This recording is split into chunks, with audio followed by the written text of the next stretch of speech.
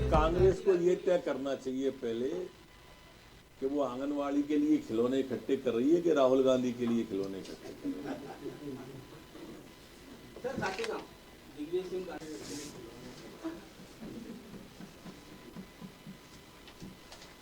देखिए, एक ऐसा विचार, एक ऐसा सोच जो माननीय मुख्यमंत्री जी का सदैव से रहा है।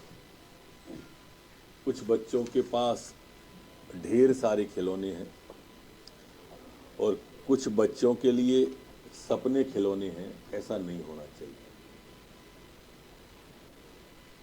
माननीय मुख्यमंत्री जी एक संवेदनशीलता का उदाहरण पहली बार नहीं दिया है। बेटी बचाओ अभियान चलाया उन्होंने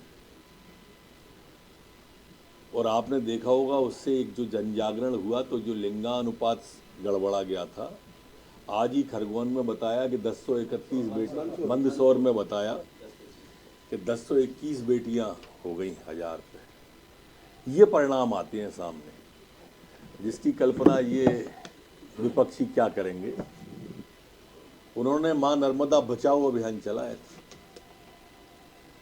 मध्य प्रदेश के अंदर स्वयं वृक्ष रोज एक लगाते हैं और लगातार एक भी दिन की नागा नहीं हुई, हिंदुस्तान में जहाँ रहते हैं वहाँ वृक्ष लगाते हैं। तो ये संकल्प का प्रकार है जो कांग्रेस को समझ में नहीं आएगा।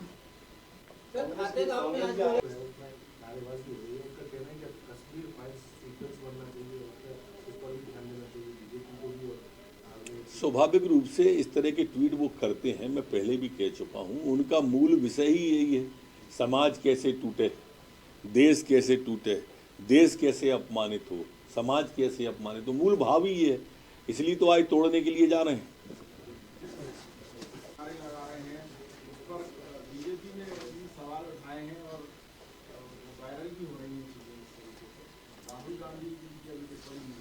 राहुल गांधी जी टिप्पणी करेंगे भी नहीं ऐसी चीज़ों पर।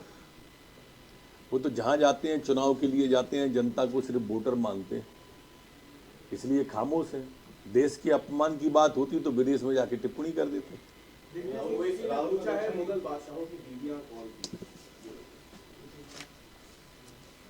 दरअसल मुसलमानों के भस्मासुर हैं ये ओबीसी।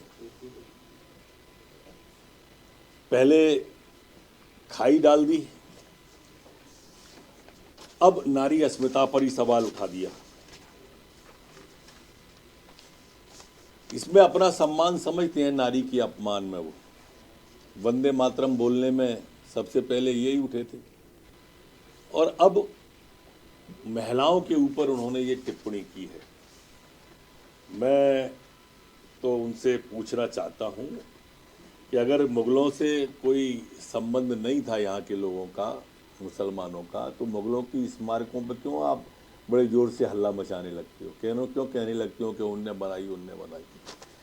ये दरअसल ऐसा करके ओबीसी जी ने मातृशक्ति का अपमान किया है। जब भी महिलाओं के अधिकार की बात आएगी, आपने कभी ओबीसी जी को बोलते नहीं देखा होगा, कभी महिलाओं के सम्मान पर बोलते नहीं देखा होगा। ये इनकी मानसिकता है। लेकिन महिलाओं के अपमान की, मातृशक्ति के अपमान की, मातृभूमि के अपमान का कोई अवसर ये ओवैसी नहीं छोड़ते। कांग्रेस के जैसे अभी तक के अभियानों का हस्र हुआ है, वही इस अभियान का हस्र होगा। हमारे जनजाति भाई लोग जानते हैं कि हमारे मुख्यमंत्री शिवराज सिंह चौहान जी, हमारे केंद्रीय गृह मंत्री आदरणीय अमित शाह जी, माननीय प्रधानमंत्री जी, सब लोग आके उनके उत्थान के लिए काम किए हैं। और इनने 15 महीने में एक काम किया हो तो बताएं कि घड़ियालू आंसू है, क्रोकोडाइल टीयर है। बहुत जल्दी अधिकांश जिले ऐसे होने वाले हैं जहां एक भी विधायक नहीं रहने वाला है। यासीन मलिक को लेकर बात किया है और बयान भी आया है कि ये गलत किया गया है, आतंकवादी है, ये है और ये अपने यहाँ के लोग। अब कश्मीर में निर्दोष हिंदुओं की हत्या में जो व्यक्ति दोषी ठहराया गया हो, आतंकी मानसिकता वाला हो, पाकिस्तान के हुक्मरान उनके ऊपर छाती क्यों पीट रहे? अब यहीं से बाकी के सोच उत्पन्न होते हैं कि वो कौन लोग हैं जो भारत के अंदर रह के अलगाववाद के हिमायती हैं। ये शोध का विषय होना चाहिए और देश की जनता का भी सोच का विषय होना चाहिए। पर ध्यान रहे उन अलगाववादियों को, उन पाकिस्तानियों को, कि ये हिंदुस्तान है जहाँ प्रधानमंत्री मोदी जी और अमित शाह का शासन है। अब ये सब नहीं चलने वाला। वो दिन हवा हुए जब पसीना गुलाब था। अब इत्र भी मलोगे तो खुशबू नहीं आएगी। जेल में बिरयानी देने अब नहीं जाएगा कोई कांग्रेसी। केरल में भी इससे जुड़ा एक और सवाल है कि वो कह रहे हैं घोषणाएं करती है बीजेपी चुनाव आते थे। क्या है कि साधु चोर लंपट और ज्ञानी अपनी सीगत सबकी जानी। ये स्थिति कांग्रेस की है। इनके राष्ट्रीय अध्यक्ष से यहाँ मध्य प्रदेश में झूठ बुलवाया 2 लाख के कर्जे का। घोषणा पत्र में झूठ बोला 4,000 रुपये बेरोजगारी भत्ता देंगे। जितनी इनने बातें की घोषणा पत्र में और जितनी भाषण में दी, ये सब झूठ निकल गई पूरी की पूरी। तो स्वाभाविक रूप से इनको वही दिखेगा।